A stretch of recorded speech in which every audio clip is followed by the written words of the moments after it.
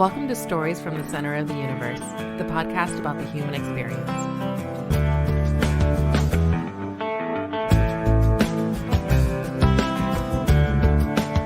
Marcus Williams, welcome to the Center of the Universe. Thanks for joining us. What's happening, Paul? I think what will put us in a good mood tonight, and by the way, we were also joined by the occasional co-hosts, Kevin, and Silent Rob is taking notes. He's also our crack research staff, Marcus. You should know that. Oh, Kevin and I don't look anything up. We don't fact check, but Rob will occasionally fact check for us. Okay. All right. So one of the things we talked about before we recorded just now, and we talked about a week or two ago, was the way that the occasional co-host Kevin will eat chips. Marcus, do you want to describe how he eats chips? Kevin has this. Hold on a minute. Well, first, maybe we should back up and tell people why Marcus knows this, because it sounds kind of odd that Marcus is a guest on this podcast. The first thing he's going to talk about is me eating chips. I thought that was a really interesting way to start the show. But thank you, Marcus. I'm just trying to warm everybody up. I did. Okay, go ahead, Commodore. So for those of you that have never witnessed this feat, this amazing thing, Kevin has the most delicate approach towards eating potato chips. And I use the word delicate because he has really elongated fingers and kind of thin, scrawny fingers. And so that adds to the visual. But what he does is he will take an individual chip, not multiple chips, but it's almost like he's got a can of Pringles, regardless of what kind of chip it is. But he will take one individual chip, place ever so artfully between his forefinger and his thumb, and then will caress the chip and ever so slowly place it on the kind of middle part of the tongue and then slowly consume it. And he'll do this for the entire bag of chips or for however long he's eating. And it's a sight to see. So if we're talking about like a small bag of chips, one you might get with a sandwich for lunch kind of thing, 30 minutes. Long? It takes him 30 minutes just to eat that bag of chips. Easy. And if he could consume like a larger bag, like a party size bag, it would take him like a day and a half. Absolutely. He could watch War and Peace and not finish that thing. Yeah, absolutely. He could watch the Godfather trilogy and not be done. It's all, his fingers are so skinny. It's almost like a little bit thicker than Edward Scissorhands. I wish people could see Kevin's reaction right now. They can. We can put this video clip out on YouTube. No, we can't. No. Sure we do. Potato chip eater. All right, Marcus, I guess we should mention that you, Kevin, and I knew each other at the bakery. That's what we call the place we used to work. That's right. I was a baker there. Yeah. Nice. I guess we were all bakers. That is true. That is true. I also had the full disclosure. I also had the privilege, the honor of living with the occasional co-host for about a year. Yeah. Which house was that? Gooseland House. Gooseland House. That's right. The brick ranch you had like one bathroom, 2 bedrooms. That's yes, right. And you're familiar with the bathroom. Yes, I am. And the kitchen was big enough for like one adult and one child. That's right. Yeah. All right, cool. All right, Marcus, I don't know this answer. Where were you born? I was born in This was like I'm kind of echoing Richard Pryor. But no. You done it. I was born. I was born in Glasgow, Kentucky in 1975. What is Glasgow, Kentucky known for? Man, that's an interesting question. It's the home of it's the birthplace of Diane Sawyer. It's the county seat of Barron County, Kentucky. It's in the same county as the world's largest cave system, Mammoth Cave. Not known for a lot in Glasgow. It's a small town of about 15,000 people. What was mom and or dad doing that put them in Glasgow, Kentucky? Yeah, that's an interesting story. So even though I was born and raised in Kentucky, graduated from high school there, my parents are Hoosiers. But my mom's from Indianapolis and my dad is from Gary, Indiana, which is outside Chicago, for those that don't know. The mean streets of Gary, Indiana. The mean, terrible streets of Gary, Indiana. So we were very much, let's just say, not outcasts, but we weren't a part of that inner circle of Black families that lived in Glasgow, Kentucky. For people not familiar with Southern Kentucky, it's a little bit different than Southern Virginia, where you may find pockets of minorities sprinkled throughout lots of places in Virginia where they got, some acreage and maybe a mule or two. None of that happened in Kentucky back in the day. And I know my parents said that when they relocated to Kentucky in the early 70s, they thought they went back in time about 15 years. But my dad was brought there as really a benefactor of affirmative action in the early 70s, working for one of the world's largest printer publishers in R.R. Donnelley's and Sons. So coming out of college, he took a job with Donnelley's in Crawfordsville, Indiana, where they had a plant, and they were needing some diversity down south. And so they offered him a job and opportunity. And this is an interesting story. So they actually, when they brought my dad to town to interview, they were so desperate to have some African Americans in their managerial ranks that they introduced my father to the mayor of the town, who happened to be an African American, a gentleman named Luska J. Twyman. He was one of the first African American mayors of a predominantly white city anywhere in America at the time. And so they were like, oh my gosh, well, you've got to meet the mayor. And my dad's like, what? He's like, yeah, we got to take you to meet the mayor. You'll love him because he's black. That was kind of unspoken. No, yeah, we all put that together. I'm with you. Yeah. Well, my dad's a big guy like I am. So my dad's 6'6". At the time, he was a string bean, so he was probably rail thin, maybe 220. And my mom's 5'2", light complected, but she had this big, giant Angela Davis afro when they were being recruited there. And so they arrive in town with my dad with his platform shoes on, making him about 6'8", and his little, what he called a TWA or a teeny weeny afro.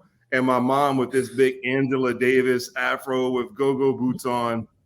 They bring them to the small town of Glasgow and are trying to recruit them to relocate the family there. Well, actually, at the time, it was just my brother and my parents. But yeah, I made it there. I mean, your dad could have explored other options, but it sounded like they made it worth his while. And your parents had some courage, man. There's some people that wouldn't move to that part of the world for any amount of money. Yeah, you're absolutely right. It took a lot of courage at the time, but I think for my parents, it was, probably one of the only opportunities that he had at the time that was offering him this type of role and position. And, a lot of people hate on affirmative action, but it paid off for him. And I actually give some credit to me being able to achieve the things that I have as a result of it. So you don't like it, then I get it. It's meant to give everybody an equal playing field, right? Yeah, for sure. All right. So when did your family feel like they were part of the community there? Because it sounds like your parents didn't feel like they had any friends immediately, right? No, we had no connections to Glasgow, Kentucky at that time. And it's one of those places where, at least from an African-American perspective, you probably had 10 to 15 Black families.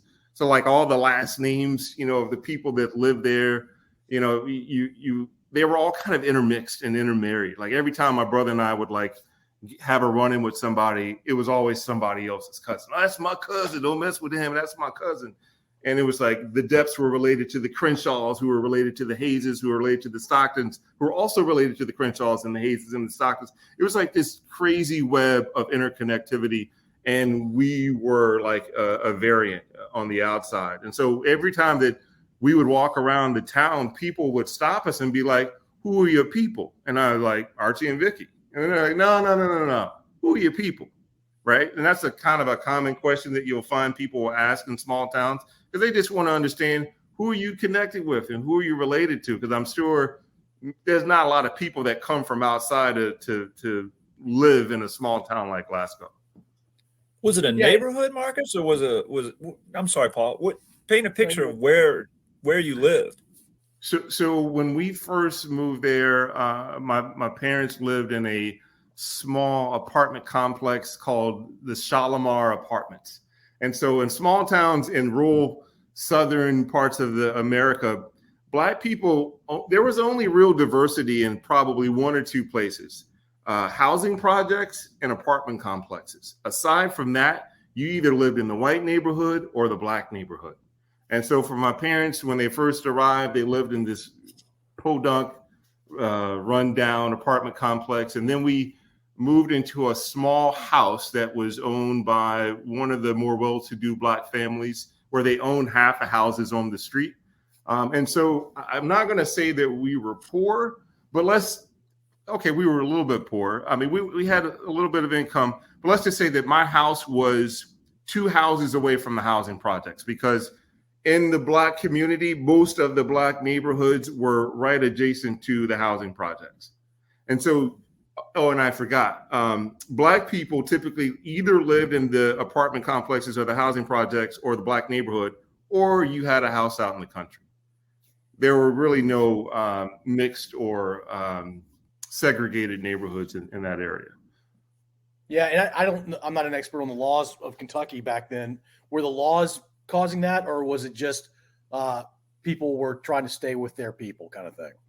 I don't know how familiar you guys are with redlining, but I imagine that there was a little bit of, I know my parents actually told me that when they arrived there, my dad was like, okay, well, let's take a look at housing options. Like, where might we live? And the real estate agent that they paired him with showed him only houses in the black neighborhood.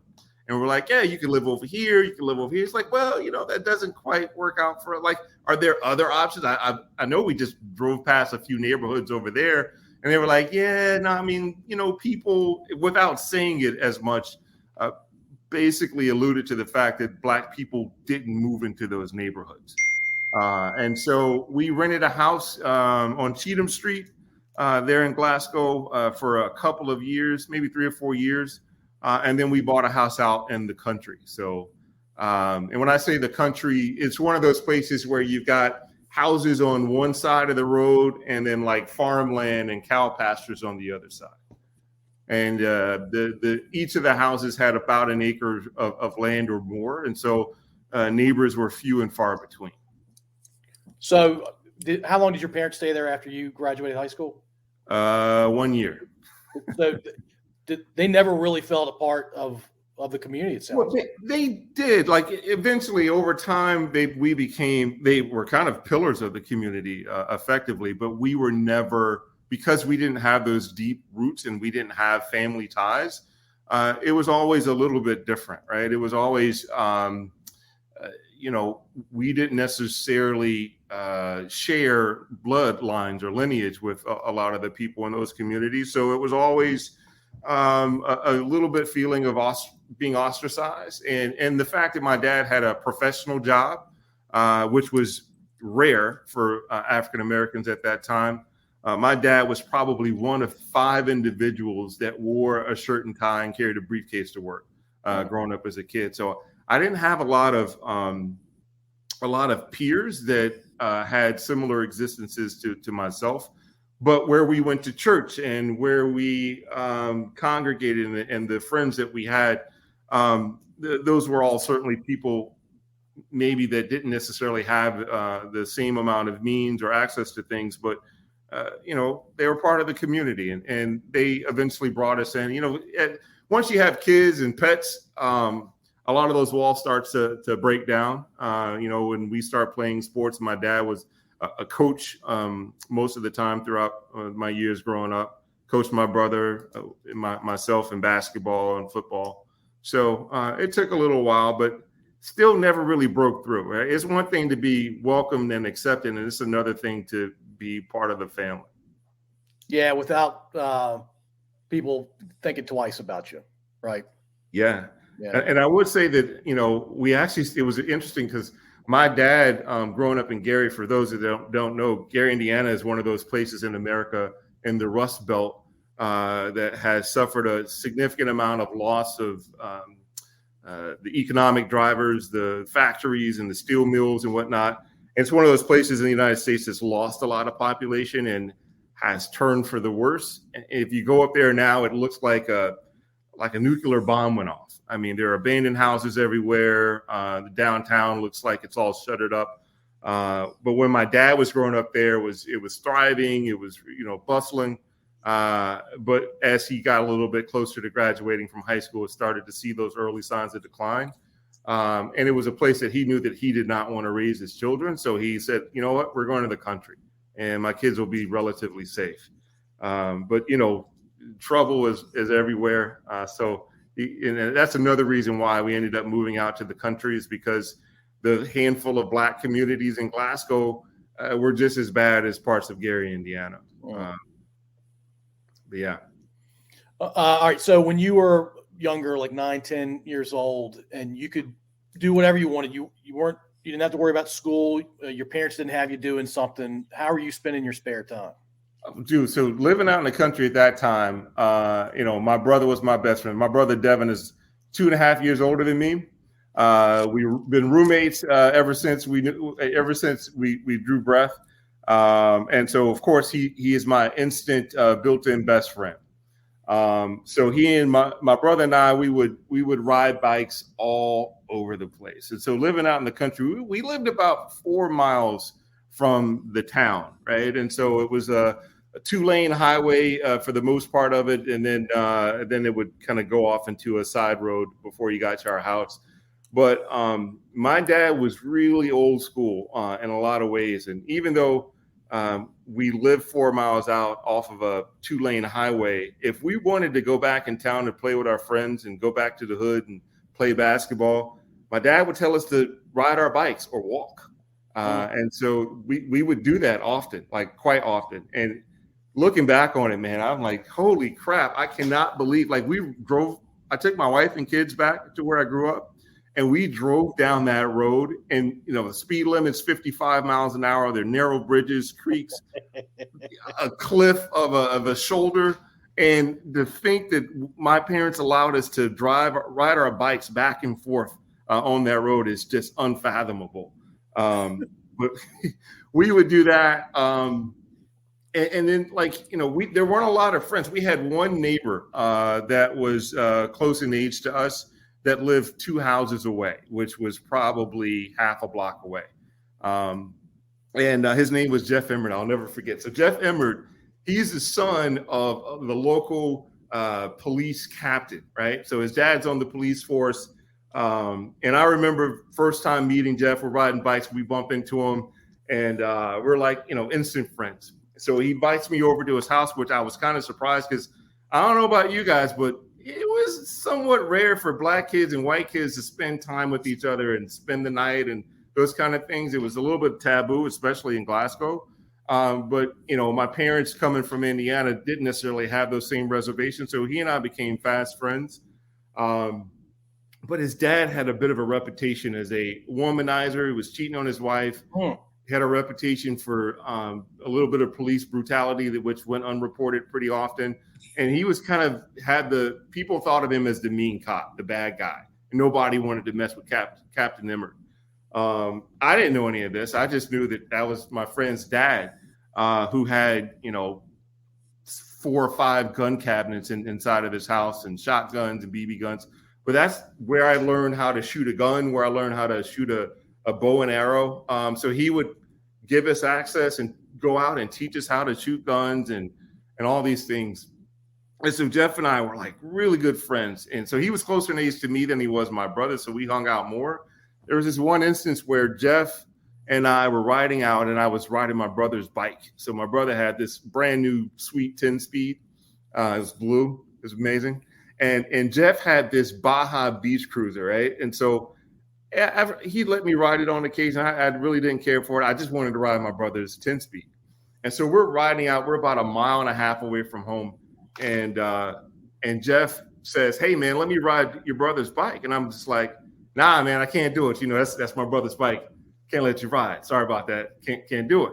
And he's just like, "Nah, man, come on, let me ride his bike." And I'm saying, "Sorry, I can't do it." So we go off and get off our bikes and find some shed, throw some rocks. And then as we're going back to our bikes, he races and gets on my brother's bike. And I'm like, "Dude, what are you doing?" How old are y'all?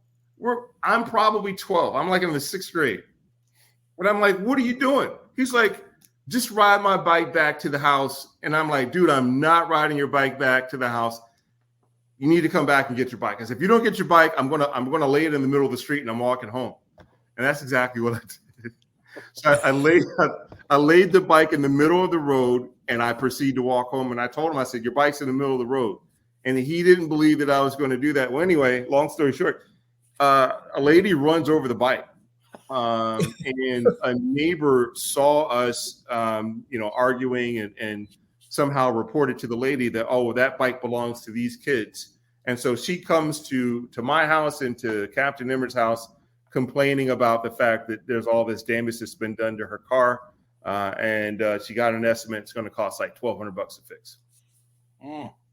My mom said, we ain't paying it, after she heard my story. And that was the end of my friendship with Jeff Emmert. Oh, wow. Well, so his father was heated, like extremely upset, extremely mad. He came over to our house, and him and my mom got into an argument, and there were cuss words flying around.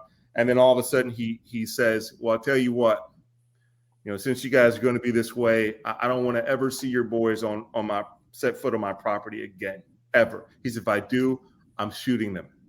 Oh my gosh. What? And Seems like an overreaction. The crazy thing was he owned the property behind our house. And so whenever we would be in the backyard playing kickball, if a ball went over the fence, the game was over. That's crazy and horrible. So you and Jeff ran hot. Yeah. Like coming in and going out. Yeah. I mean, we used to go camping together, skipping rocks in the creek, the whole nine. So Jeff told his dad, obviously, a different story than you told. Yeah. And he said, well, I told him to ride my bike back, which was true. And I just said, well, I said that I wasn't going to do it. And I told his dad directly myself. I said, I told Jeff to go get his bike. But his dad he understood that. He just thought that there was equal culpability and the need to repair this woman's car. And my mom and dad weren't going to do it. But that was the end of it. I don't know. I haven't heard or talked to that guy since. And I've been looking for him on Facebook, but I can't find him. I don't know. He's probably cracked out or something. Maybe he'll hear the podcast. Any chance he's going to listen to this? I doubt it seriously. He's probably on dial-up at this point. Yeah, it's sad to say. Well, I got to say one other thing. So back then, when I was say between the ages of 10 and 17, 18, this was back when guys used to actually go to the park outside on the asphalt and play basketball from sun up to sundown. And that's by the time I got to be about 13, I had grew to about 6'3". And I was all like knees and elbows and gangliness and probably still a bunch of awkwardness at this point, at this age even. But back then I was growing rapidly, and basketball was in my future. My dad played college basketball at Wabash, and he was just hell-bent and intended on me being a center because he was like, oh, my son's going to be tall like me. And he played center. So he's like, well, I'm going to teach him what I know, and which was probably short-sighted because I wasn't tall enough to play center at the next level, and I didn't necessarily have like a 40-inch vertical either. And Flippy can tell you my hands were terrible. So it was. I wasn't going to say anything. But yeah. But we would ride our bikes into town and play basketball at the park all day long. And the park was like the spot to be in. It was right behind the housing projects, right in the middle of the black neighborhood, named after the black mayor, Luska J. Twyman. And it was like, when I say it was a place to be, it was a place where you could see, like, girls would hang out because that's where the guys were. The hustlers would bring their dogs to fight dogs at the park. You see pit bulls and Rottweilers at the park, and guys would show off their dogs with their fancy chains and all that stuff. Then there was always a constant crap game going on underneath the pavilion that would otherwise be the place where they would serve kids, summer free lunch programs in the summer for the kids that lived in the projects. And then you had like, the winos and the guys that just got off of work trying to play basketball with khaki pants and sneakers and penny loafers on. So it was always like, it was an amazing training to really toughen you up, because if you had to go hard in the paint on the asphalt, you get knocked down, you're going to be coming up with blood because the asphalt was unforgiving. And so it really instilled a level of toughness in anybody that played down there that you just I don't know that you see today, because these kids are now playing in air conditioned basketball facilities at the YMCA or wherever else. But playing on that asphalt was real. You had to bring your game. And if back then it was like there were so many people, it was like, yo, I got next, right? And it's like, and if you had next, you got to pick your squad. And you could be sitting and waiting all day long. And if you weren't good enough, you don't get to play until your ups is next, or whatever you call it. So you could have to sometimes wait 4 and 5 games before you get a run. Did you have chain nets? We have to chain nets from time to time. Then every now and again, somebody would break down and buy real nets. And they'd last about 4 or 5 weeks before somebody would steal them or break them or what have you. I like the chain nets. Yeah, I love that sound. I grew up with chain nets. I grew up playing asphalt basketball. Like when I played, normally people wouldn't call fouls, even if they were blatant fouls. But you might get one guy that called everything, and everybody couldn't stand that dude, and we couldn't wait for him to lose to get off the court. Hell yeah, absolutely true. So true. Hey Marcus, I will give you credit for one thing. I'll give you credit for a lot, but when we did play, I think you and I played on a couple teams. We did in leagues. You definitely have footwork. Like you could tell that your dad instilled some big man footwork in you. Yeah. You could tell. There was something there. Let's just say that. That made you fun to play with. I do not claim to be a basketball savant to any degree, but it was like I was convinced though that I was going to be a basketball star when I was younger, just because of the height, and I was always the tallest kid in class, or the next to tallest kid in class. It just didn't pan out. So, but I had other options, which is great.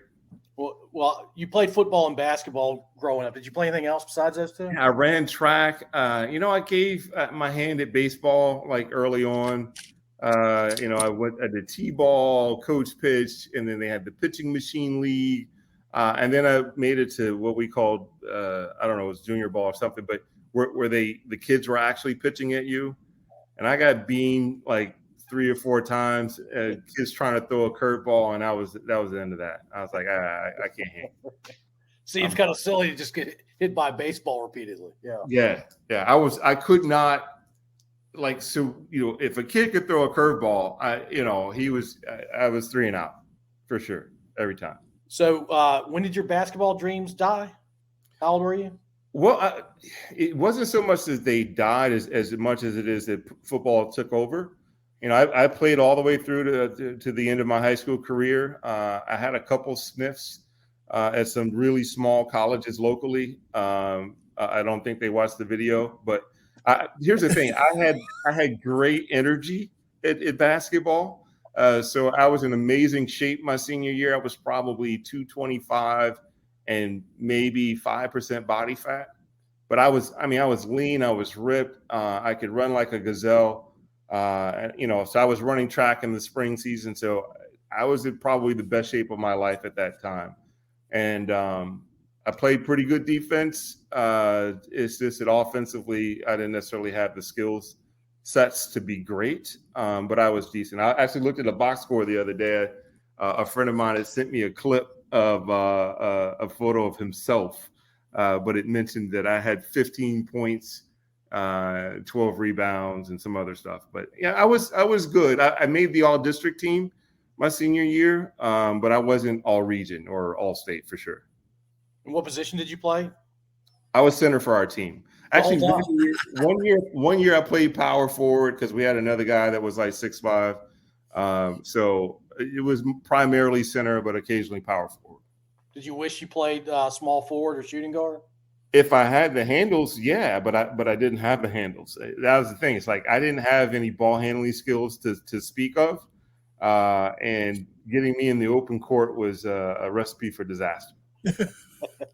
So you were post them up on offense and then play the post on defense. I was the tip guy, right? So like, if the ball came off the rim, I was hungry for it. I would go and tip it in.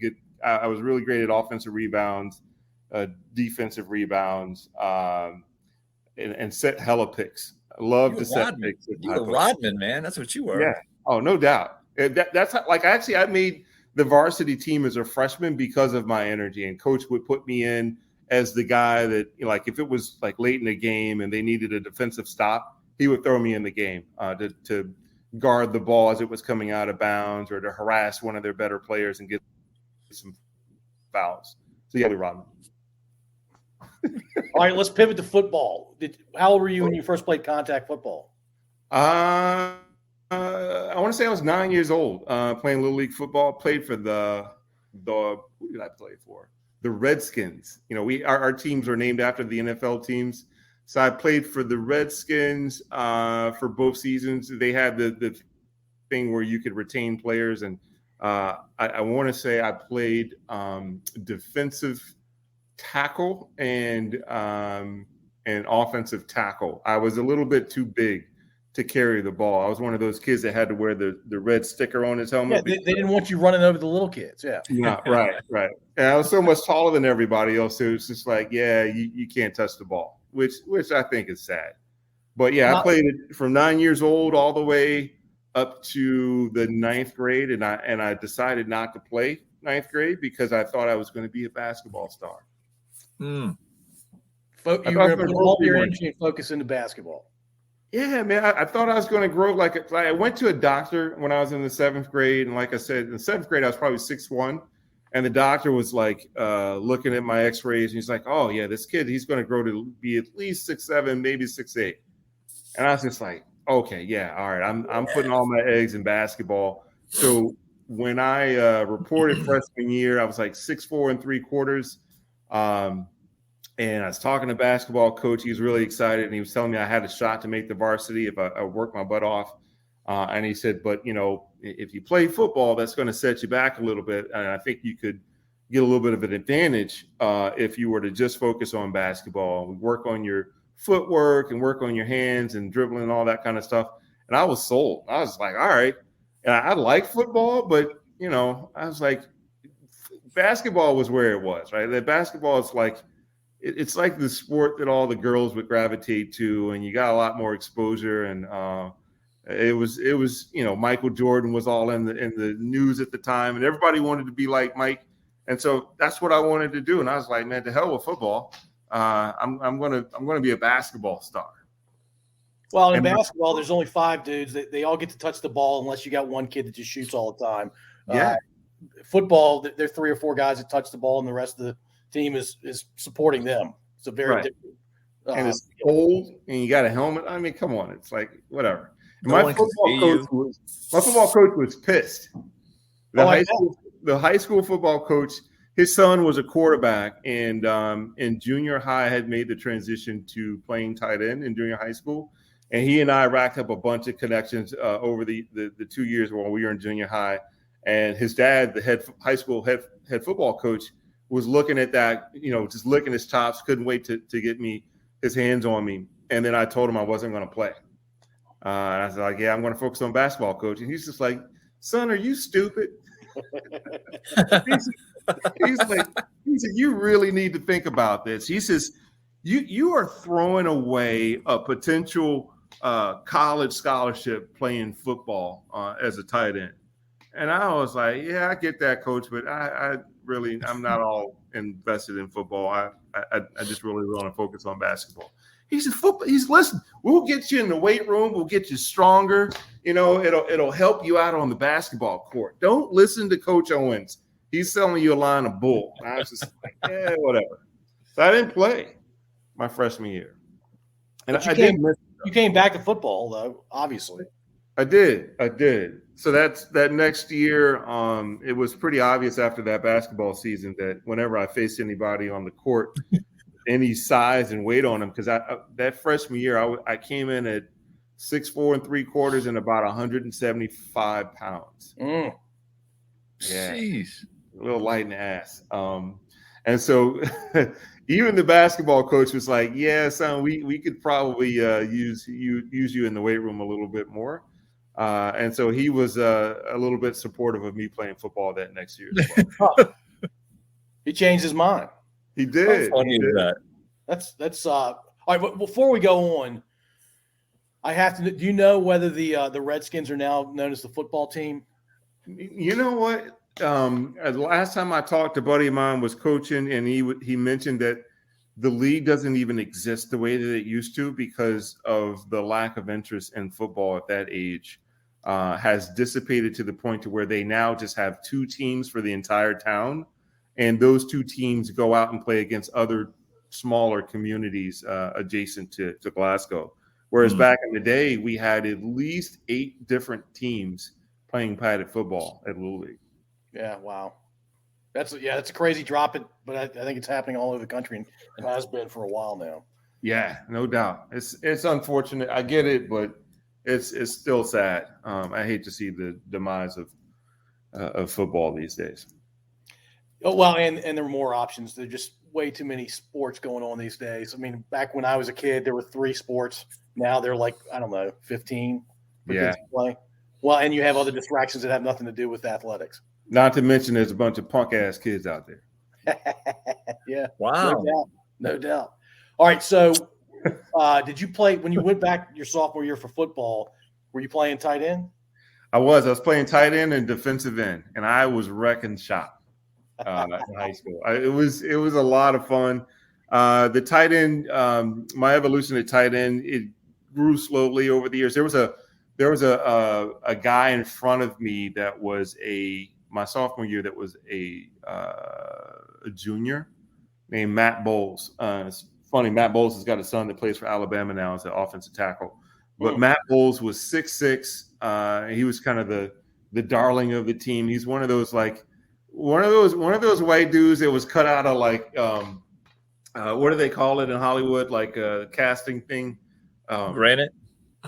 Yeah, something like that. Anyway, he was just like you could have put this kid in movies. You know, he had that comb over, the nice coif of hair, and he just had this statuesque build, and he had the softest hands this side of the Mississippi, and the dude was talented. And so I kind of was his understudy my sophomore year, just watching him play, and would occasionally sniff the field at tight end, but most of my time was spent on the defensive end side of things. But even there, I wasn't a regular starter on defense my sophomore year, but I played special teams throughout all of that. All right. And then when did you know that you were going to be a really good tight end? Probably starting my junior year. And even then, I don't know if it was clear to me at the time that I had a potential future playing college football. Just because my stats weren't really amazing. We were a run-oriented offense. We ran the triple option, and it was 3 yards in a cloud of dust. And, there was a favorite primary receiver that a quarterback loved to throw to. And it was just, the tight end game back then wasn't that great. Everybody couldn't be Mark Navarro back in the day from the Giants, which was kind of the guy that I really idolized. So I was like, yeah, this is great. I thought I was going to be a more effective defensive end because that's where I really had a lot of passion for. I loved getting dirty and getting after the quarterback. But it just turns out that tight end, I had, there were better opportunities for me at tight end, especially because I was still kind of lean even after my senior year. So it sounds like you were playing tight end, but it was basically a blocking position on offense. Yeah, I was like a third tackle, right? Really light in the ass, tall, thin. So it was, using my arms and the length that I had to really move people. It was less about the strength that I had. And as I mentioned before, my hands, I had hands of stone. I was like the boxer. What? Roberto Duran. That's another Roberto Duran reference. Mark that down, Paul. Yeah. What was the competition like in Glasgow? I mean, what level were you guys? What high school level? Yeah, so in Kentucky, we went up to 4A, and we were a 2A school. And so we were, I would say, one of the elite 2A programs in the state. We were always, we were pretty constantly winning the district and always very competitive at the region. And I would say would make states about every 4 or 5 years or so. We never made state while I was there. We got to the regional final all 4 years and lost all 4 years. We ran into the team from Fort Knox, Kentucky. Fort Knox, they had this amazing ability to recruit kids from places that you've never heard of before. They always had a bunch of kids from Hawaii and, right. Huh? It's Fort Knox. What are we talking about? Well, it was all these Army brats where the parents would get, transferred into Fort Knox, and they'd have this like amazing 5-star recruit that wasn't there last year. And we'd always be running with them every single year. Yeah, wait a minute. Can we explore something for a second? Kevin's implying that because there's a lot of gold at Fort Knox, we got money back in the day, that they were handing out these gold bricks to these football kids. Right. I don't know about that, Flippin', but that's the excuse you should have been using all these years. Yeah. You should. Hey, what happened to your buddy, the Greek god? What did he end up playing? The guy that had the kid at Alabama? Matt Bowles. Matt Bowles. He ended up going he ended up playing baseball somewhere, I think. I don't think he pursued football, but I want to say he ended up playing baseball somewhere and got hurt and came back home. Yeah, he really didn't, have much of a career anywhere else. His kid has. At what point did you know you were going to play college football, or at what point did colleges start expressing interest in you? So my junior year, it was kind of like and I figured out how this works after the fact, but whenever, as a high school coach back then, at least, whenever coaches had any kids that had potential and were deemed worthy of getting a look, the colleges would send out these kind of flyers to the coaches and say, hey, do you have any kids that you think we should look at? And then they would reply back with some names and statistics and biometrics about the kids, the height, the weight, all that kind of stuff. And so because my coach was like, all right, we got a kid here who's got pretty good, like really good grades, and he's has a frame that you could build on, and he has a kind of a bit of a motor on him. I think this kid, you could turn him into an athlete, turn him into a player. And so all of a sudden, almost overnight, my junior year, I started getting letters in both basketball and football. And it was really just kind of the cursory, high level, hey, want to introduce myself. You should really think about, coming to school at Duquesne's or coming to school at this school or that school. So I got a ton of letters my junior year, but it wasn't a lot of like personalized attention. It was more so the forum stuff. And then my senior year, that's when it started to get pretty serious. I started seeing a lot of scouts at the games and, wanting to say hello to me, even though they weren't supposed to. Were you the guy that everybody was coming to see? Or were there other players they were coming to see? There were a couple of other players. We had some decent talent at a couple of different positions, but most of those guys just didn't have the grades. Like we had a bunch of, what was it called? Prop 17 guys, the guys that academically didn't meet the mark, but, they could go to school and get their grades up and meet certain standards, and then they would be allowed to play the next year. So we had a couple of those guys, both in basketball and football. But I would say my senior in football, it was me and maybe one other kid that was getting recruited, but I was the only one that got a college scholarship offer from that football class. So did you get multiple offers, or was it from the one place you ended up? So I got an offer. I got offered from University of Kentucky, Vanderbilt. Western Kentucky was poised to provide me an offer, but I never went on the visit. University of Louisville was poised to give me an offer, but I did decline that visit as well. I only went on 2 visits during my senior year. I went to Kentucky first, and then Vanderbilt was my second visit. And after that trip, I was like, I'm done. I'm signing. But I was heavily being recruited by those schools that I mentioned. Eastern Kentucky thought that they had a shot just because they were like, well, this kid's probably on the cusp of being a D1 kid or not. And so they had just won the national championship, I think, at the year before, 2 years before. And so they were one of the elite Division 1A programs. And so they were like, hey, man, this is why he came in the office with all his rings and was like, yeah, this is why you should come here. I know you're talking to these other guys, but, they're mediocre. So why go there? And he's like, don't you want to win championships? I'm just like, oh, wow. That sounds great, but, it's not D1. And then I was getting recruited by Northwestern, Duke, and Rice. But I think most of the schools didn't think they had a shot at me because they were so far away. But I was handling a bunch of phone calls from their coach and staff. But for me, Northwestern really wasn't a consideration because they had went 0-1, 0-10 the year before. Duke had maybe won 2 games the year before. Rice was also equally terrible. But Vanderbilt had just come off of a 4-6 season, which for them was a huge improvement. It was Jared DiNardo's first season as head coach there at Vanderbilt the year before I got there. And he had just come from Colorado where they had won a national championship with Eric Bieniemy and Cordell Stewart. And he was the offensive coordinator there where he was the orchestrator behind their triple option offense. And he had brought that to Vanderbilt.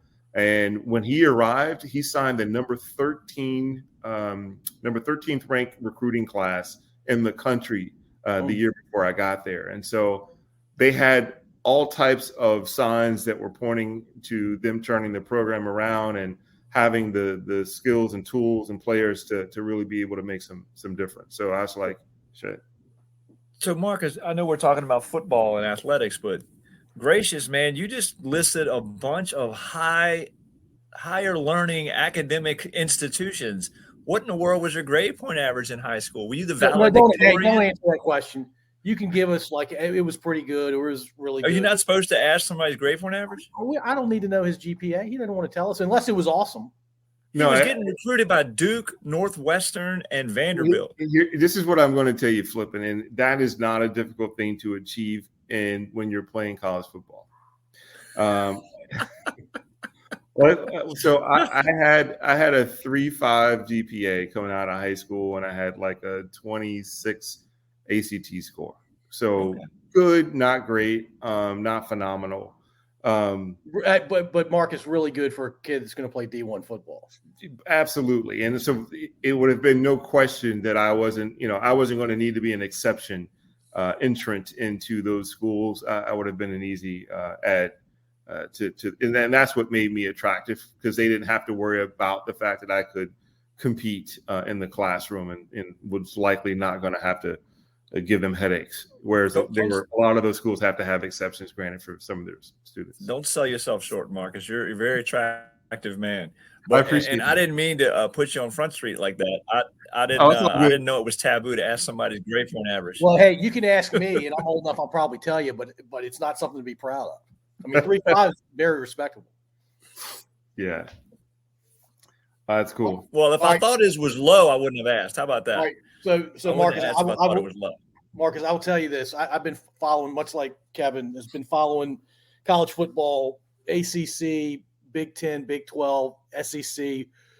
It's been dominant for a really long time, but there have always been a couple teams that, not always, but most years, I'm like, why does Vanderbilt keep playing Alabama every year or every other year? Why does Kentucky keep doing it? I don't understand it. Now, I know there's a bunch of money to be made for those schools, but I don't know. Did you feel like Vanderbilt had a chance to win a bunch of games when you were there?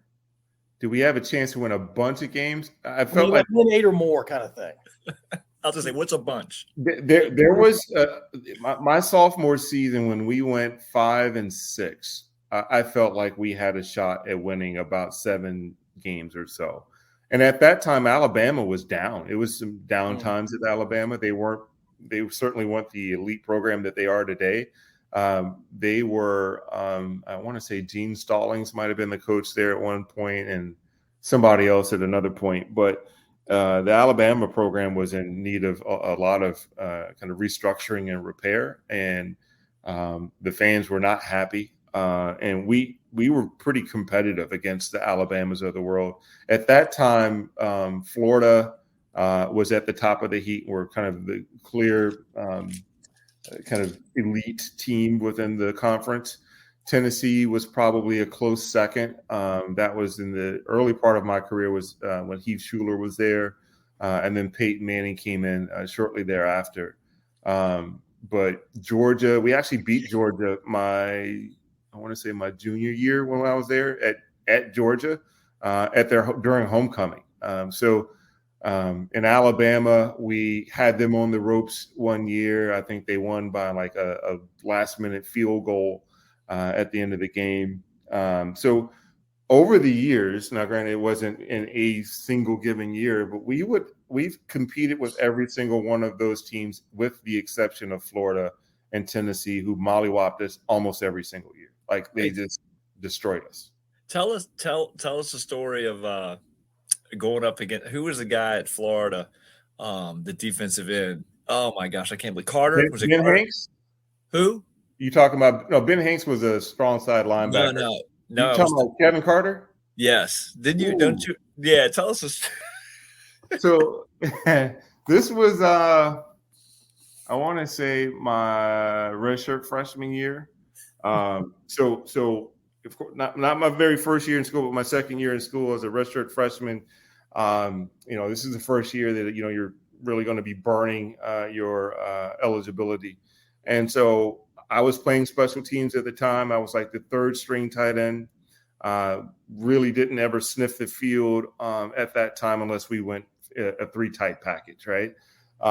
In this particular game, the starting tight end got hurt, like he messed up his knee. And then the second string tight end, he like ripped his jersey and got blood all over it or something. So they made him go, address all of that and told him he can't come back into the game until that stuff was fixed. And so they needed a tight end. They were like, who's up? Like Williams, get in the game, right? And so well, hold on. Height and weight at this point. At this point, I was a not so svelte. I was 6'5", a sloppy 240. Sloppy. Well, and I'm just saying I was more like skinny fat, if you will, right? So I was doing everything I could to gain weight, to make weight, because I had like actual weight goals that I needed to achieve, and I was eating everything under the sun. I remember going on binges of eggnog during the wintertime. I love freaking eggnog. I would drink like a whole quart of eggnog in like a day, which is like a gazillion calories. I was doing whatever I could to gain weight, and not good weight, just so that I could make it. But yeah, so I was a sloppy 240, and Kevin Carter was like 6'7", 275 pounds, and just like a 12-pack of abs. And this was back when the guys were allowed to roll their jerseys up underneath their shoulder pads, right? And so Kevin Carter, as a DN, he walks out. Usually that was something that DBs would do, right? Like, the Deions of the world, right? Those guys were all flashy and wanted to show off their ass. Well, this dude had a freaking 12-pack. And the coach goes, who's up? He's like, Williams, get your ass in here. And I'm just like, eyes this freaking big. So as a third string guy, right, I'm not really getting a lot of reps in practice, right? I am like this far away from the scout team. You know what I mean? And so it's like I'm getting some reps in, but most of my time is spent in individual drills and doing special team stuff, and I barely know the offense. And the coach throws me into the game, and I got to go up against Kevin freaking Carter. This guy I'm seeing on SportsCenter, they're doing like whole packages on Kevin Carter and how he's just destroying the league, and he's, poised to be a first-round draft pick, all this stuff. And that man, I'm 6'5", but he looked like he looked ginormous to me when I walked out on the field. And this man probably had at 275, I bet you money he had at least an 8% body fat or less. And so this guy was ripped. And I'm going, holy crap, please, just don't let this guy put me on my ass. So I walk out on the field, I hear the play, I break the huddle, I run out, and I'm hoping that maybe he's like flip-flopped on the other side. And the thing is, how I run out to the field to get ready to put my hand in the ground, and he's on the other side of the field. So I'm like, maybe I got a linebacker I got to deal with instead. And then that son of a bitch comes back over, and he lines up in front of me, and I'm like, holy crap. And it was like I don't remember the play call. I just know that it was a passing play. and apparently they were blitzing like one of the strong safeties or a linebacker, and he had coverage in the flat. So he really didn't rush. He kind of did the thing where he hand checked me and then he backed off into coverage, and I did my job. Let's just say that. And that was your only play in that game at tight end? Only play as a tight end in that whole game. Well, I think I did PAT and maybe one 3 tight end package, but that was the only like real legit play I had that game. If he had bull rushed you on that one play, what do you think would have happened? Ooh, I'll put him on his ass. There you go. That's right. Yes, you would have. No doubt. Did he end up? He made in the NFL, right? Was he a first round pick? Absolutely. Yeah, I know the name. I didn't follow him, obviously. Oh, he ended up playing for, I think, the Eagles and the Titans. Somebody can fact check me on that one, but he had a pretty long career. You never had a nightmare about him, Paul. That's why you don't remember him. Marcus acts like everybody had to go up against him for one play back in the day. I would remember that for sure. That's great. All right, so Marcus, did you have any touchdowns? Never in my entire career. But you did have a 2-point conversion. 2-point conversion, but no touchdowns. And here's a funny thing, and the 2-point conversion was called back. Oh, I thought you had 2-point conversion. I thought you scored a 2-point conversion on Thursday Night TV or something. We thought we did, but it got called back.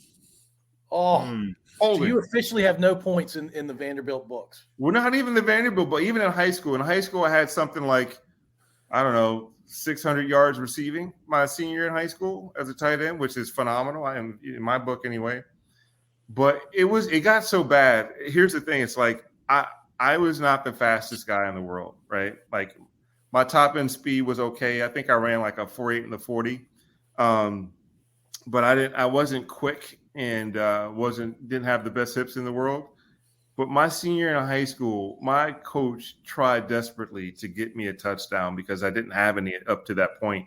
I would occasionally, I think my longest reception was like 60-something yards, dragged down at the 2. Or it'd be like, we'd be on the 15-yard line. I catch a ball at the 3. I get stopped at the 1.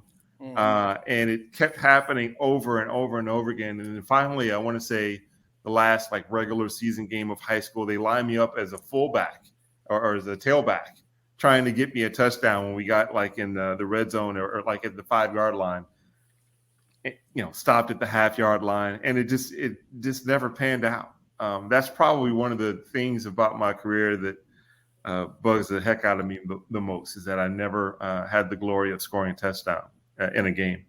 In practice, I did all the time, but never in a game. Did you score any in junior high or little league? Never. You've never scored a touchdown. Never. Wow, that's crazy. You're a D1 SEC football player. 0 on the squad, not on the practice squad. You're on the team, and wow, that's crazy. 600 plus yards, 0 touchdowns. Wow. Was NFL ever a thought for you?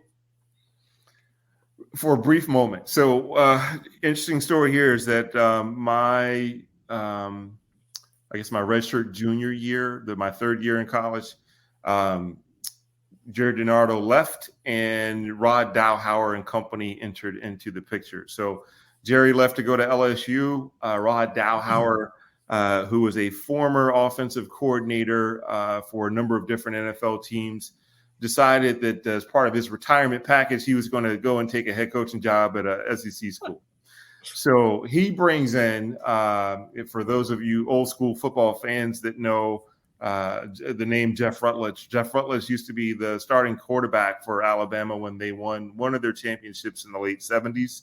Had a pretty long-term career in the NFL. He was our quarterback coach / offensive coordinator. Brought in a guy named Rennie Simmons, who ran our linebacking crew. Woody Woodenhofer, who was had the moniker of being the orchestrator of the Pittsburgh Steelers Steel Curtain. He was our defensive coordinator / assistant head coach. And my tight end coach was a guy named Ken Wisenhunt. And Ken Wisenhunt, former Georgia Tech All-American at tight end, who then went on to have a pretty lengthy NFL career himself. Played for the Redskins, played for, I think, the Eagles, a couple other teams. I can't exactly remember. This was his first coaching opportunity after retiring from the NFL. And so he had me and a bunch of knuckleheads that played tight end at Vanderbilt that he got to cut his teeth at coaching. And so he was with us for 2 seasons.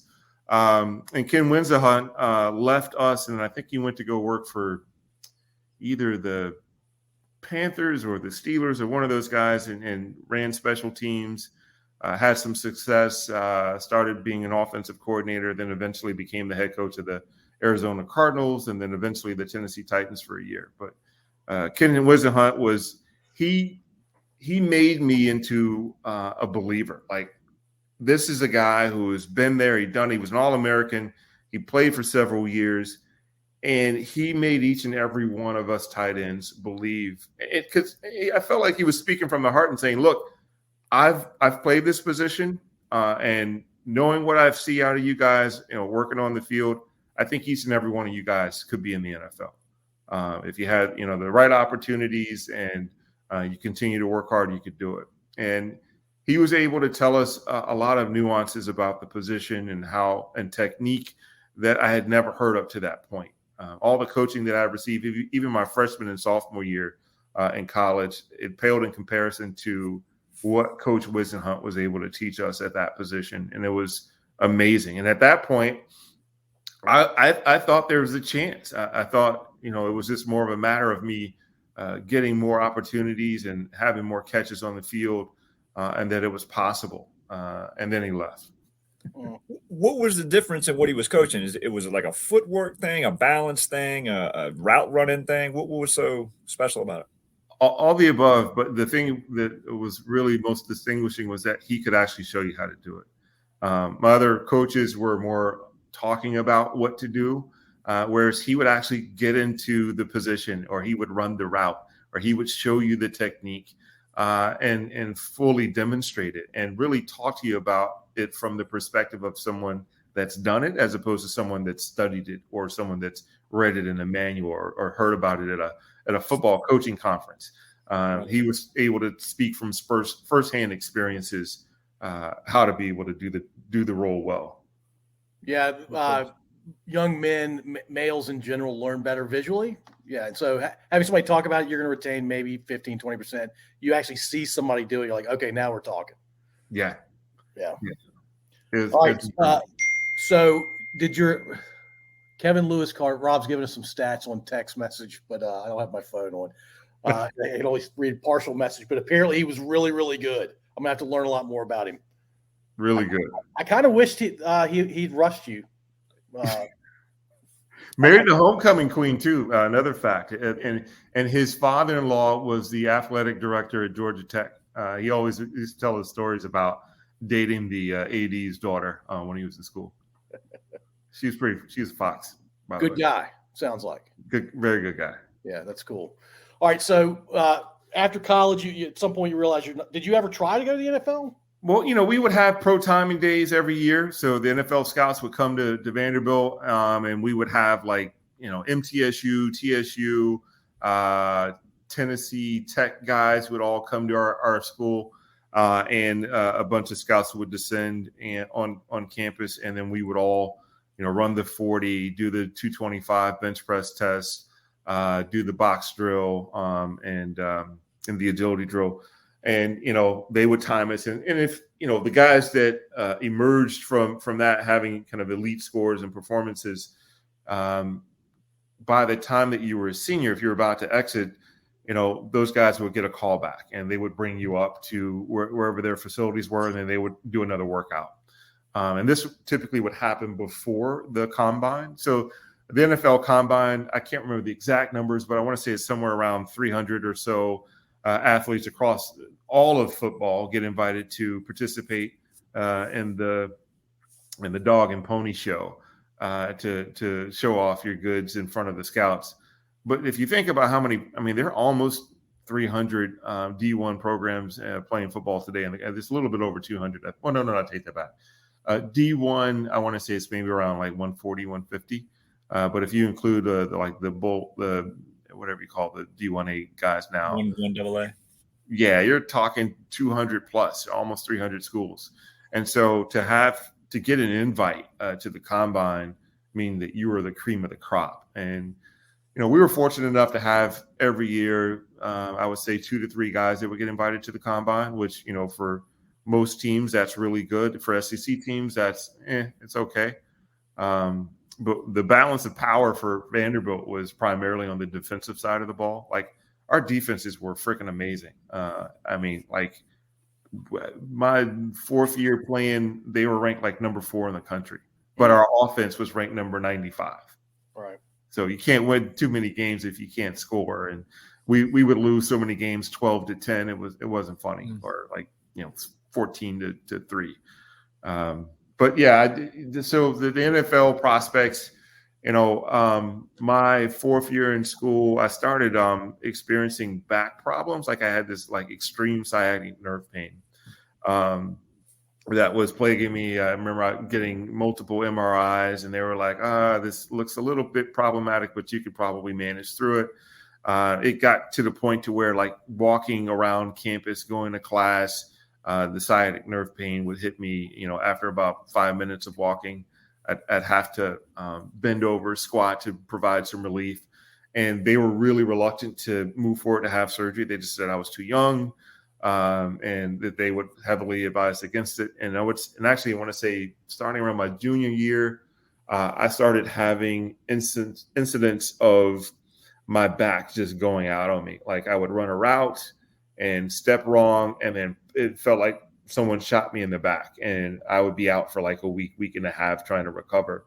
And then it just started to happen more and more frequently, to the point to where I was really getting concerned about my ability to continue to play, and or whether or not I was going to need to have surgery. And then we also had a coaching change my 5th year. So here's the thing. I was on the team for 4 years. Because I redshirted, I had an option to come back for my 5th year, and I had every intentions to do so. I played in the spring game that year, worked out in the summer, and I want to say between spring ball and winter conditioning and the fall camp, my back went out on me about 3 times. I was living off campus, and let's just say that school wasn't much of a priority. I had a girlfriend. I had an amazingly healthy business, cutting hair. I was like the campus barber, and my attentions were just all over the place. And schoolwork, unfortunately, did not get the attention that it needed. And I figured out this thing. It was funny because when I was in high school, coming from a small town, 2A school, although I was a good student, my teachers were all just really excited for me to go to Vanderbilt. And I didn't know much about Vanderbilt coming out of high school, nothing at all, really. But they were like, oh my gosh, that is a really good school, really tough academically. You're really going to have to buckle down in order to do well there. And I'm like, okay. So I got there my freshman year. Here's the thing. We had 23, 24 guys in my freshman class at Vanderbilt. After the first semester, out of those 23 guys or so, 18 of us were on academic probation. I was one of the few that was not. I actually had, I think I had a 3.2 or 3.3 GPA at the end of that first semester. And I'm like, this is a piece of cake. This is cake. You guys told me that it was going to be tough. That's a crock of shit. These teachers will bend over backwards for you, do anything you want. And I had made the mistake of, someone had told me once that, hey, if you don't think that you're going to do well on a final or a midterm, just ask them for an extension. And I was just like, oh, what? They were like, yeah. You play sports, you'll have plenty of excuses to provide. Just tell them you need an extension. You need another week, and they'll give it to you. I was just like, get out of here. So I asked the teacher, I think this is somewhere around my sophomore, junior year. And sure enough, she said, absolutely, sure. Dude, by the time my 4th year rolled around, I think I had, oh my gosh, I had 6 incompletes, right? And I'm talking about on my report card, it was an incomplete. So you had like, your grades A through F. And then I had all of these I's all over the place. Yeah, where I's are only the only thing worse than an I is an F. Yeah. Yes. And so basically, when you look at your GPA, if you have an I on your report card, it's as if you got an F until you resolve that class with the teacher. So needless to say, that last year, my academic advisor pulled me in and had a come to Jesus meeting with me and said, son, are you planning to graduate next year? And I was just like, absolutely. And she goes, well, not going to happen if you don't clean up all of these incompletes and take care of business. And then she just had a real heart to heart with me. And she says, what do you want to do with your future? Are you thinking you're going to be an NFL star or something like that? She said, I've watched the games. She said, I don't think that's going to happen. I don't think that's going to happen. So I really think you need to buckle down and figure out what you want to do with your life. And I was just like, okay. And it was one of those real talk moments that really, it changed my life and made me look at things with a completely different perspective. And this conversation happened over the summer. But I still was intent to buckle down in school, get better grades, and play football. I went to camp, did the 2 weeks of hell there at camp. And then at the end of camp, I had the one-on-one meeting with the head coach, who was Woody Wittenhofer at the time. And he and I just sit down, and we hadn't talked. I hadn't even thought about this at the point, but he asked me how things were going. And I said, well, Coach Maskell is an asshole. He was the new tight end coach, by the way. Sorry. The Coach Maskell was brought in after Coach Wisenhunt left. And Coach Maskell, I think he came from some small school in Texas, and he was an old school guy. He's probably in his late 50s at the time, and just an ass. I didn't like him at all. And he saw what was going on with me in the classroom. He saw what he thought was, in his words, I was a waste and wasn't providing the leadership that I needed to be showing off the field. And so he basically told me that he was going to degrade me from first string tight end to the bottom of the barrel. Wow. And I was just like, you got to be freaking kidding me. I'm going into my 5th year. You can't do that. And so he and I bumped heads. I remember he attempted to fire me, were his words. Like, he told me I was fired in a meeting room because I attempted to take up for one of my co-tight ends who he was digging into at the time. I was like, Coach, you can't talk to him like that. And he's just like, you can get the fuck out of here too. You're fired. And so he'd already just did that to Freddie Baker, had sent him to the locker room and told him he was fired. So I told him he couldn't do that, whatever. And he told me I was fired too. So I go in the locker room, Freddie Baker's sitting there, and he sees me walk through the door. He's like, what are you doing in here? I said, yeah, he fired me too. Coach Woody walks into the locker room and is like, what the fuck are you guys doing in here? And I was like, we were like, Coach Maskell fired us. He said, he can't fucking fire you. I'm the head coach. He said, you guys pack up your stuff and meet me on the field. He can't do that. Anyway, so fast forward, we had our after camp. I had my meeting with Coach Wittenhofer, and he's like, son, look, he says, I understand what's going on. You're struggling in class. You just seem a little bit disconnected. He's like, what do you want to do with your life? Like, what's going on with you? And I was just like, Coach, I don't know. I don't know.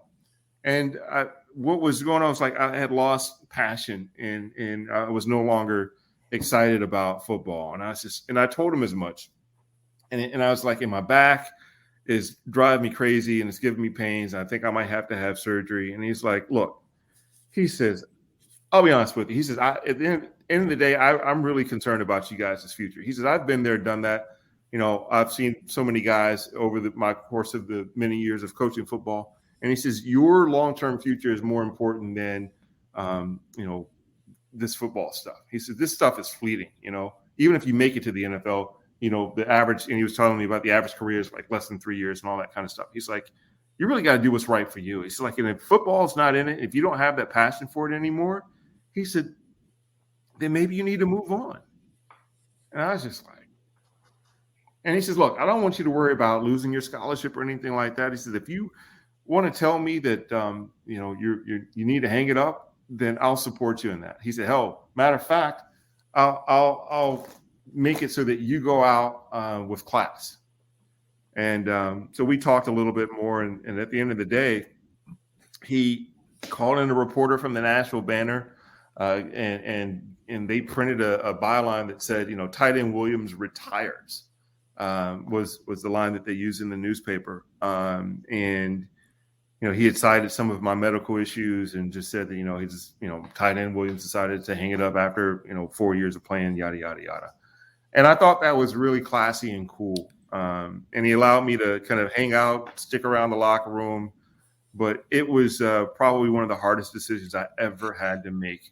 And at the same time, one of the greatest decisions I ever made as well, because I got to enjoy college life as just a regular student that last year. Yeah, because you're doing two hard things, especially at a school like Vanderbilt, right? There's no shit academic requirements, plus that's a full-time gig playing college football at that level.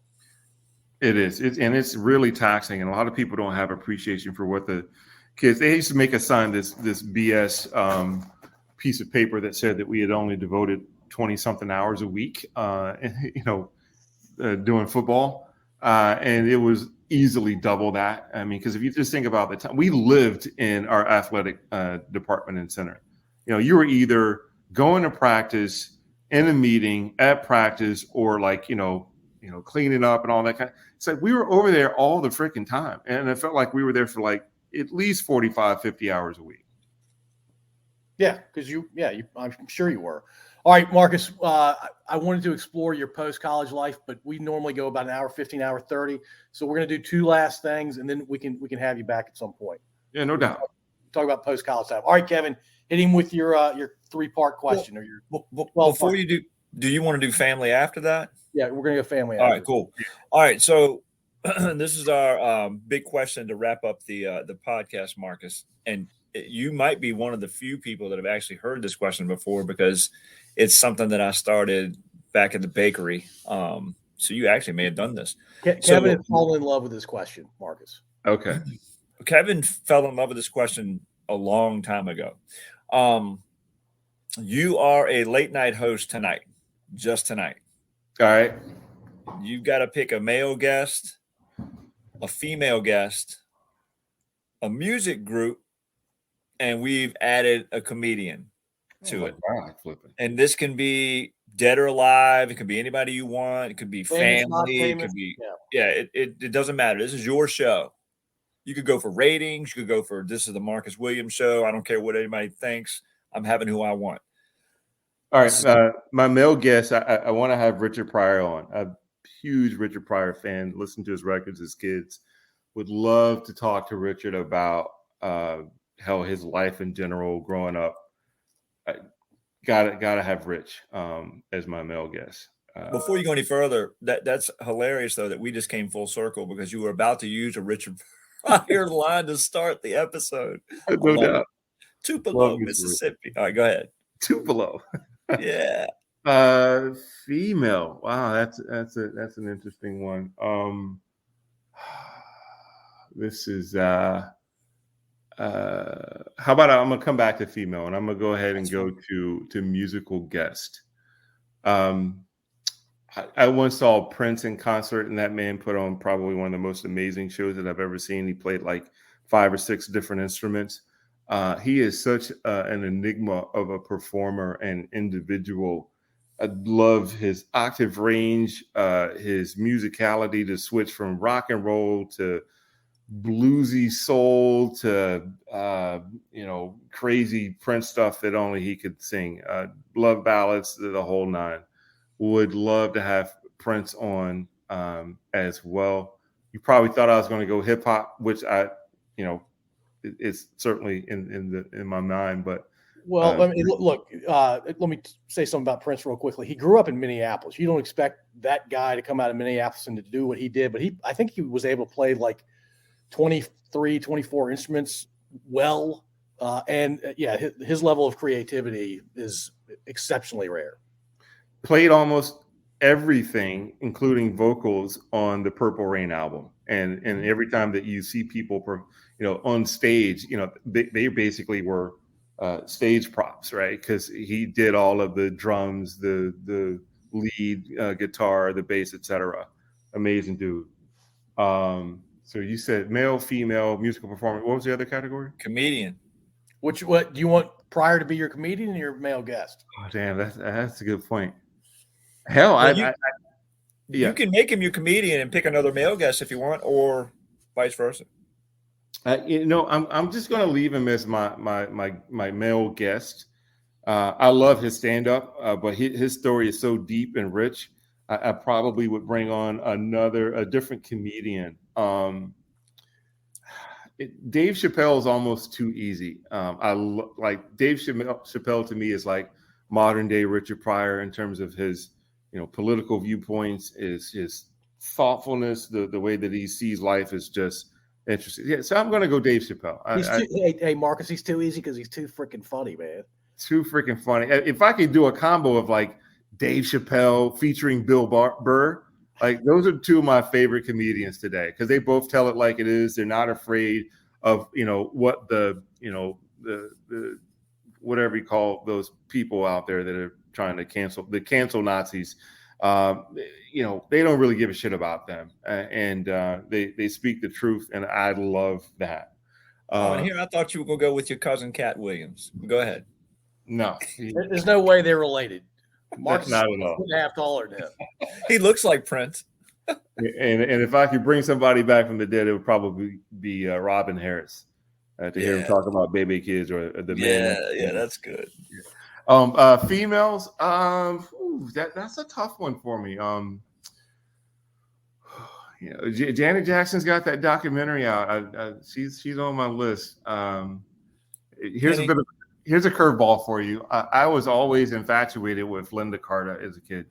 You and me both, man. You and me both. Linda Carter was the finest woman on TV when I was like 5 or 6 years old with that one Wonder Woman bustier she had on and she'd spin around. Oh, Lord. I don't know how interesting she is, but I would just love to just have her on the couch. Like if I can get like 22-year-old Linda Carter. Well, of course. It's your show, and we're bringing people back from the dead. So yeah, you can make her 22. Sure. Yeah. I would just like oogle at her for a really long time, and scratch that. Felicia Rashad, Bill Cosby's wife on Mrs. Huxtable. Mrs. Huxtable. That's my female guest. Her now or her then? Her then and her then. To me, she was like the epitome of what a classy, sexy, cool, funny woman could be. Like to me, it was like if I could make a wife, she would be the one that I would attempt to emulate because she was smart, she was funny, she held her own in a debate. Like she's just amazing. She could dance, she could sing, she was sexy, she was beautiful. That's my one. Is she still married to Bobby Moore? I do not know that. Did she marry him after Rashad? No, that is Ahmad Rashad. Oh, no, they got it. Oh, okay. All right. I got you. They got it. I got you. That was a good one. Yeah, like that. You Cassius Claytus. I got you. You did. That was for Rob Dole. Rob Dole. It was. All right, cool. That's a good show, Marcus. That's a great show. Now, granted, they are all there. Well, mine is the Linda Carter reference. I know that they're all black, so forgive me. Well, no, you've got Linda Carter and Bill Burr as backups in case the others don't show up. Right. I'm not sure Prince was black. Prince was a race of all of its own. I don't agree. know what he was. He was an alien. Yeah, I think his race was a symbol. There you go. He could get away with the one person in this world that could get away with changing his name to a symbol. Amazing. Yeah, it is amazing. I like that question though, Flip, and that's a solid one. Thank you, man. No, we've been using it the last 50 or 60 episodes. So yeah, it's quite revealing. It's meant to be revealing about people, so that's why we like it. Cool. All right, Marcus, let's finish up. You tell us about your family, your bride and your kids? Oh, dude, I've got an amazing family. I love them to death. I'm proud of them. I brag on them all the time. So let's start with my wife. My wife, Annie Williams, a Virginia girl. So I remember as a kid growing up, my brother and I used to cut out, I can't remember what page number it was, but Jet magazine was like this black magazine that had, it was really small. It was only like 8 inches tall, like 6 inches wide. You could find it in grocery stores, like in the checkout aisles, right? And so I remember as a kid, my parents, my grandparents all used to subscribe to Jet magazine, and they would always have in the middle of the book the Jet Beauty of the Week. And growing up as a kid, for whatever reason in my brain, I had always thought that the most beautiful women came from Virginia, right? And I was just like, ooh, man, when I get old, I'm going to go to Virginia and Virginia Beach, and I'm going to find me one of them fine dimes in Virginia, and I'm going to wife her up, right? And so when I had the opportunity to come to Virginia to go work at the bakery back in the day, that was like my mission, man. I was like, I'm gonna come here and find me a wife, and I did. So my wife, it was weird. While at the bakery, there was an employee there that told me she had a girlfriend that she thought would be perfect for me, and she for weeks attempted to try to get me to hook up with her, but all she could tell me was that she was cute, which is a red flag in my book. And I'm just like, well, that probably means that she's not all that great looking. And I was like, well, can you tell me more about her? Can you show me a picture? And she's just like, yeah, well, I don't have any pictures. And I was like, well, let's just figure out a way for us to meet up. We met. It's all history from there. But amazing woman. She works in education. She's my ride or die. Flippin knows her quite well. Love her to death. She's the best, man. You outkicked your coverage on that one. I did, and so she's still. We have fun and enjoy each other every day. She makes me a better person, and she compliments me very well. Where I'm weak, she's strong. So that's my baby. Her and again, can't say much more about her. And I've got 2 amazing kids. So my oldest. My daughter Maya, she'll be 15 in April. Maya is a chip off the old block in many ways. She's tall. She's about 5'9". She's smart as a whip. Like this kid, when I remember in the 1st grade, she came home and said, "Dad, I know how to do multiplication." I'm just like, wait a minute, they're multiplication in 1st grade? She goes, no. I'm like, you guys are learning multiplication? She's like, well, not really. She said, well, there was this poster on the wall, and I just looked at it and kind of figured it out. And the kid is brilliant. She's multi-talented. Athletics isn't in her future, and that's okay. She gave it a shot, and she's just like, yeah, I'm just not into it. She's a pianist. She's on the archery team, the robotics club. She's taking a bunch of AP courses, and she's just got a really bright future ahead of her. And just way too mature for her age. My son Tyson, aka T Money, he's that's my dude, man. He's fun. He's hilarious. It's interesting. He has a lot of my wife in him, right? He's has a really high emotional or what do you call it? Emotional IQ or whatever. Yeah, EQ. Yeah. Yes, this dude is so empathetic. It's unreal. Like he has this unique ability to tap into other and have understanding for how other people are feeling. He is equally smart and brilliant in the classroom, and he has this sense of style that I'd never had. Like he likes to get his fit together, right? He likes to make sure his socks match his shoes and his pants are coordinated. And he's going to be a little lady killer one of these days. It's bound to happen. So he just turned 11 years old. So he's in the 5th grade. Who gave him the name T Money? His uncle BJ. His uncle BJ gave him that nickname, I think, when he was about 4 or 5 years old. Nice. It's a good nickname. It is. It's stuck. So I know his sister calls him T, but T Money is kind of the nickname that stuck. So we'll see how that goes. I mean, I wish I had a nickname like that when I was 5 years old. I do as well. My nicknames are always terrible. I think we all shared that because we're all roughly the same age. Yeah, man. Cool, Marcus. Well, man, I appreciate you doing this. I learned a ton about you. I enjoyed all of it, especially the funny parts. You guys, you and Kevin love comedians. Y'all know more about what they're talking about these days. But the last thing I'll say about like Bill Burr and Chappelle, that's what comedians are supposed to do. So the fact that they're in the minority of comedians is troublesome. That's the role they're supposed to play in society. I agree. Put the mirror up and say, this is who we are right now. So well, hey, listen, Marcus, we are going to have you back on Bumper Night at some point, because there's so many stories that we could tell. We didn't even dip our toe into the things that we could just lay out there. I mean, including going to Duke games and all the experiences and sleeping on the side of the road and just all kinds of crazy fun stuff that that we did. So that, and I think that's a better vehicle for that anyway, because tonight we just wanted to hear about you, your life story, and it was a lot of fun. I know a lot about you, but I learned a lot about you tonight too. So we appreciate it, bud.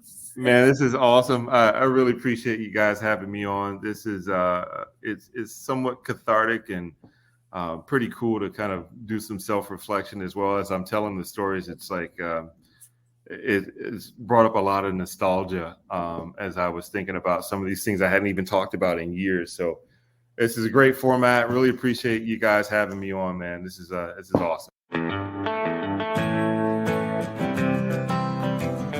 Thank you for listening.